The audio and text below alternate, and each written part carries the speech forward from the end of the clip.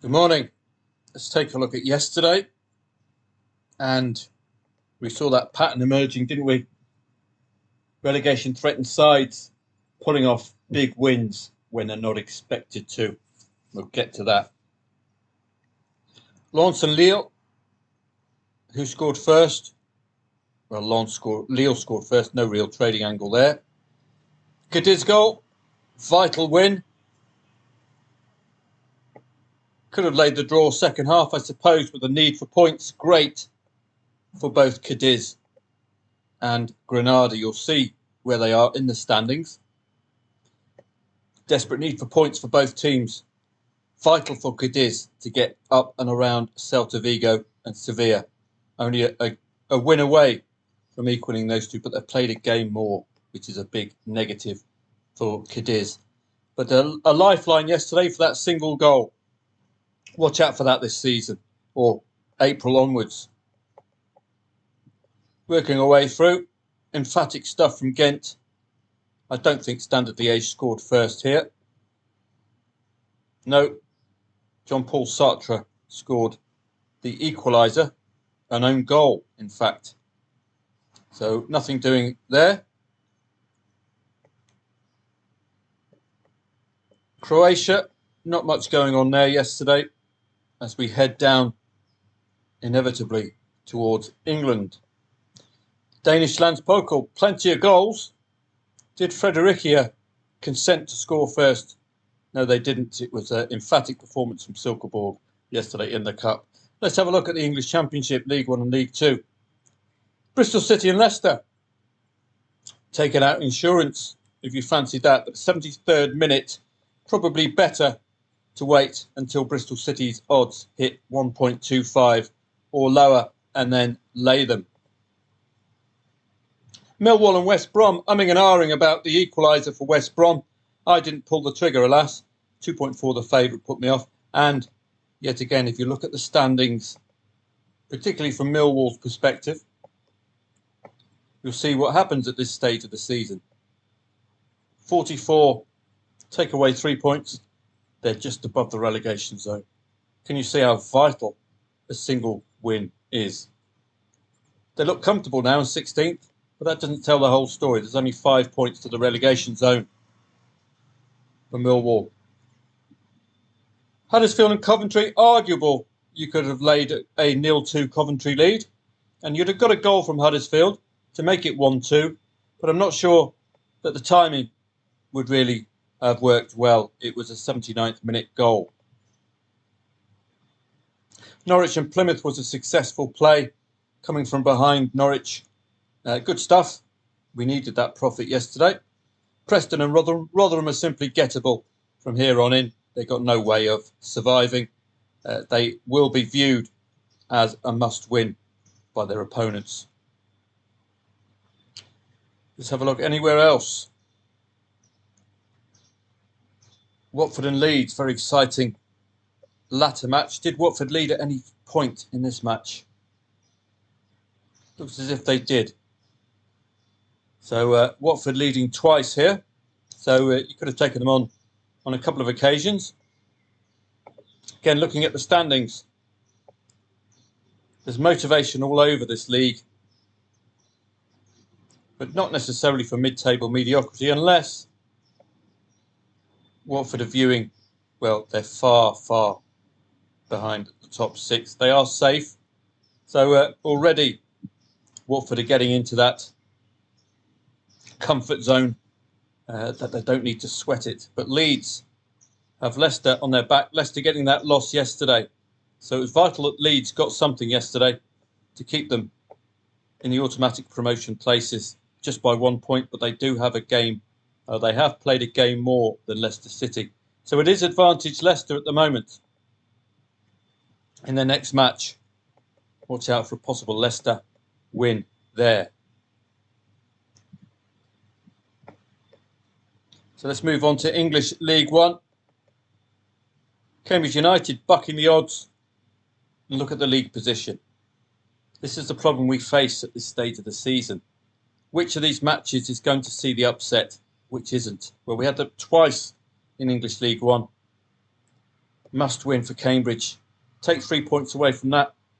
They are literally in the relegation zone. Vital, vital win. Must be factored in at this stage of the season. Barnsley, very poor indeed. So arguably, we must do something to cover that 0-2. The only way to do that, well, there's a couple of options. You can back both teams to score no. Hopefully the goal will be an early goal. And if it's an own goal, the both teams to score no odds will be even higher. That's what I would do. I would back both teams to score no. It covers 0-1, covers 0-2, covers 1-2. Just for this stage of the season, I think it would be a worthwhile operation. We had that story again. We got the equaliser for Exeter, if you played that yesterday, one of my mentions on Telegram. Pleased with that. It does help when you've had a couple of losing trades to get a whole set of winning ones in. That does help the bank. Peterborough and Carlisle, this was another case of a single goal helping lower your liabilities. So at 0-2, this was all about Mellish yesterday. I got involved, topped up here by backing Peterborough at 30s. And we got that important quick goal for Randall. That dropped my losses considerably, just that single goal. So do think about that in the future. But this scoreline is the killer scoreline, even if you do both teams to score no. So it's just one of those matches we have to be extremely cautious at. Where are Carlisle? I wonder. Oh, look. Bang. Bottom basement. Carlisle's job is to try to get to 40 points. They're 13 away. Good luck with that. They're down. They're at 7 points to second bottom. 11 points to third bottom. 12 points, which is 4 wins without reply, to fourth bottom. So watch out today. We're going to have to think twice when a relegation threatened side takes the lead. Or we're going to have to take some action and look at a way to cover the 0-2 scoreline. 1-3, I'm afraid. You have to take the hit. You can't hedge every single scoreline out there. A couple of second half goals. Reading, for example. I think Portsmouth came from behind against Wycombe, or did they? Or was it a lead? Yeah, Portsmouth scored first, and it was a lead. Yeah. Looking at English League 2, anything doing there yesterday? Well, we got the equaliser for Wimbledon, and thankfully they didn't concede another, even down to 10 men, so you would have made a profit on that one. Colchester equaliser, 4 1-1 scorelines in the last 5. Now, had I been a little more wide awake, would have laid the late 1-1 draw, given Colchester have had 4 1-1 draws in the last 5. In-play stats were emphatic for Colchester, so it could have been a double profit for me, that particular match. Forest Green continue their struggles. A pity they didn't score first. And that was that yesterday. Some peripheral leagues, didn't really get involved in. It's far too early in the Irish Premier Division, Irish First Division, but these are our summer leagues. We'll be talking about summer leagues today because we've got a couple of them turning up today. So that was about it yesterday. Dutch Easter Divisie. You'd have really got all over 2.5 goals, bar this one here. 2 goals coming before half time. If you do over 2.5 goals in this league. 3 2-0 results. I think this one, 2 goals before half time. Always good for over 2.5 goals. Oh no, just the one.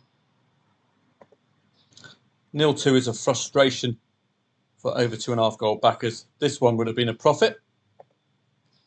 And this one, I think, second half goals. Yeah. Both teams to score as well is an option. It's normally a league full of goals, so any 0-0 at half time is gettable in the Eerste Divisie. La Liga Portugal, well, a very quiet win for Benfica at 1.14 odds. Certainly not in keeping with market expectation. Missed penalty for Angel Di Maria did not impact. And a missed penalty for Cabral. Guess what they'll be doing in training next week? Penalty practice. 68th minute Neves goal. Tells you more about Chavs, I think, than Benfica. Really good defensive display from the Chavs. Where are they when they're not nicking catalytic converters? The Chavs, they're down in relegation threatened place, but it's very tight all the way up to 11th. 3 points, as you can see. We'll just leap them above that. The goal for the Chavs, I think, is this place here, 16th. You can get a chance at a relegation playoff place. That's what they'll be aiming at, the Chavs. But not really expected to get a result yesterday, were they? Did Estrella score first against Sporting Lisbon? Indeed they did, 16th minute. You could have got involved in a half-time market. Don't forget, with such short odds, we still have the expectation of goals before half-time. So you could have gone 1-1, 1-2, any unquoted half-time score market. A little bit too late for me, I'm afraid, 8:30. Add 7 hours to that, and I'd have been out cold, I'm afraid. But this would have been a good trade. And this is important when you've had a couple of trading losses earlier on in the day. It's nice to pick up the odd winner later on. As I've said in the past, if you do have a losing session early, any green that arrives later on, hoover it up. Don't wait for extra profit. But we do have those outs. Both teams to score no is an option, isn't it? So we'll investigate that today in the live stream. So that was about that yesterday. A very robust coupon because it's Easter. And let's have a look at today, which is brimming with very exciting matches. And don't forget, relegation threatened sides could overperform, particularly in the lower tier leagues. Newcastle against West Ham. Newcastle have excellent home form, which could see them right. But I think West Ham are coming into a bit of form. 3 draws, 3 losses, 2 wins, 2 score draws for West Ham recently. They are stuttering, but they're unbeaten in 4 matches. Expect second half goals as well from Newcastle. We don't see them first half. From Newcastle home matches, shall I say. 5-0 nils at half-time at home, none at full-time. Sporadic away wins for the Hammers against 1st, 5th and 8th. 3 top 10 teams. So they're playing 10th today. They do have it in them to get a win. They score the vast majority of their goals second half, 2/3 of them. So watch out there. Bournemouth against Everton. After no win between 31st December and 24th of January, win, draw, win, last 3 for Bournemouth. No win since the 23rd of December for Everton. It's poor stuff for the Toffees, isn't it?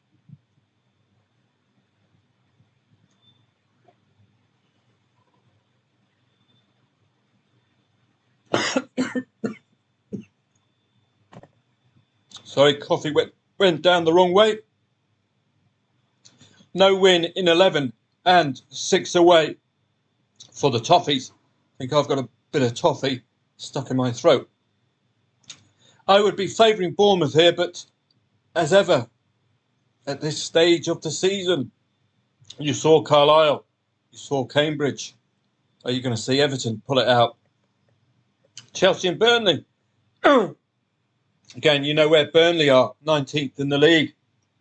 But Chelsea have been going under the radar. Only 2 defeats since the 27th of December, one of them against Liverpool. Very, very impressive form, which I haven't really picked up on. Win, win, win, loss, win at home recently as well. Both teams have scored in the last 6. And if Chelsea continue the recent home form, then Burnley are layable if scoring first. But we do have that risk, don't we, of them pulling off an unexpected win. But they've only won 1 match, Burnley, since Boxing Day. No win in 5 away. So it doesn't augur well for them today. But Peterborough, with these odds yesterday against the relegation threatened side, and lost by 3 goals. Nottingham Forest and Crystal Palace. Nuno Espirito Santo, only one win in 2024, not quite in keeping with the excellent set of results he had when he first joined. And they're starting to not score that second goal. They scored 2 goals at least in 8 out of 11 home matches against fourth and lower, which is a positive. But they failed to score that second goal in the last 3 matches, Nottingham Forest. And they've suddenly lurched to trying to be ultra defensive. But that seems to have impacted the attack. 7 0-0s at half-time at home, none at full-time for Forest. Crystal Palace are under new management, so it's very, very difficult to research them. That's why it's 2.2 to favourite. We don't know which Palace turns up under new management. We can't look at Palace's form under Roy Hodgson.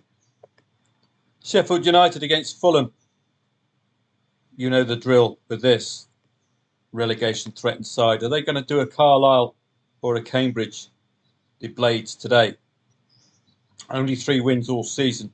Fulham have conceded, though, in the last 10 matches. 4 wins in 6 for them, which is very impressive for Fulham. Again, that's gone a little bit under the radar. 2+ goals only 4 times away, Fulham, so they might be vulnerable if scoring first. Tottenham against Luton, again, relegation threatened Luton, 17th in the league. 0-1 win for Spurs in the last head-to-head. Luton still gutted after leading 0-3 against Bournemouth and only losing 4-3. That was your profit maker of the season, that match. Luton have scored in the last 17, so do expect a goal from them. There is a very strong both teams to score trend for both of these teams, and your natural inclination is to favour Tottenham if Luton score first. Very strong both teams to score. No draw in 14 at home for Tottenham means it's either going to be a home or an away win. And if you're looking at the odds, well, the market's telling you, if I can get this thing out of the way, the market's telling you strongly favoured Tottenham. But do remember, Peterborough's odds were similar, playing a relegation threatened side yesterday as well.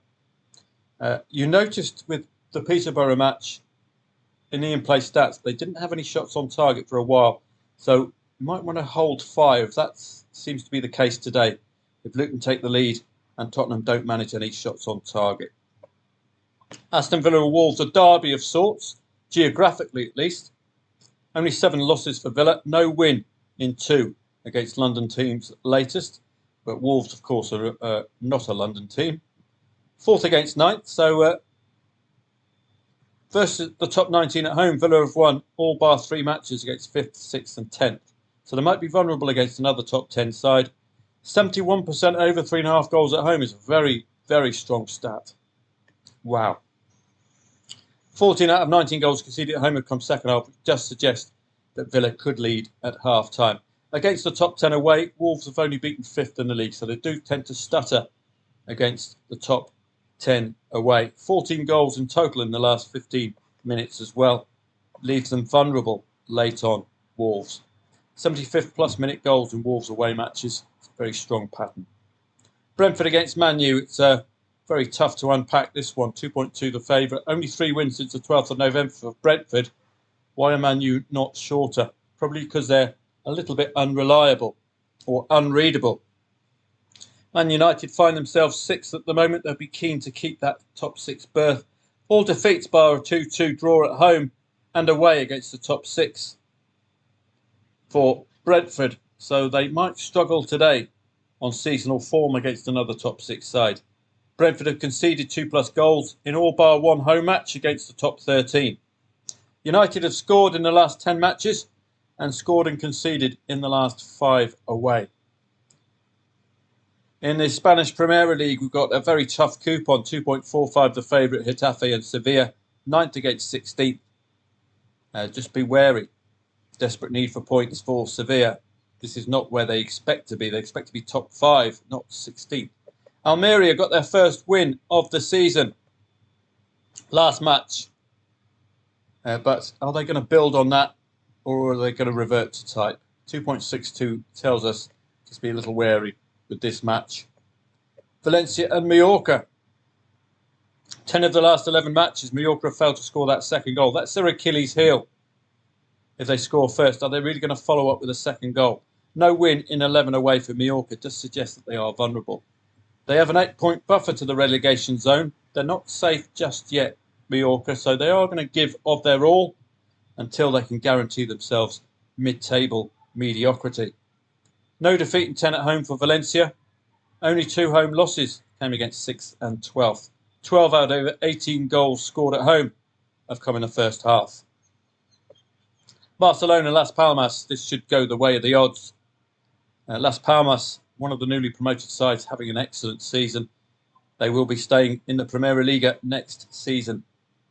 Only 1 win and 8 for them. All defeats away against the top 8, failing to score. So it's going to be a big surprise if Las Palmas even score today. 1.25 for Barca suggests 3 goals or more. Bayer Leverkusen against the mighty Hoff. You never know with the Hoff. They did beat Dortmund recently. And Werder Bremen.